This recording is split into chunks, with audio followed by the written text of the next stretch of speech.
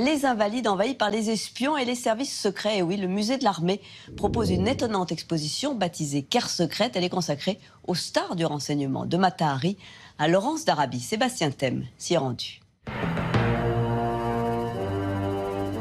Le musée de l'armée est un nid d'espions. L'exposition Guerre secrète dévoile les enjeux et les mécanismes de l'espionnage du Second Empire à la chute de l'Union soviétique. Alors qu'est-ce qui fait un bon agent secret ?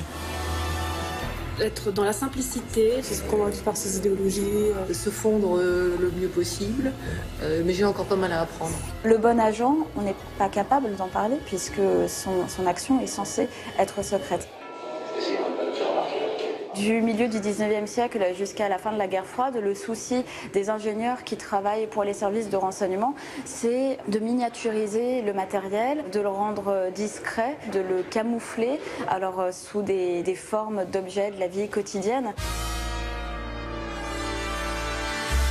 Ça nous rend parano.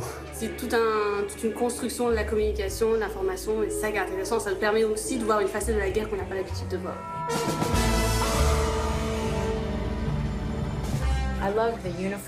J'adore les uniformes. Pouvoir observer ceux qui ont été portés, leurs équipements. C'est génial d'avoir conservé tout ça. On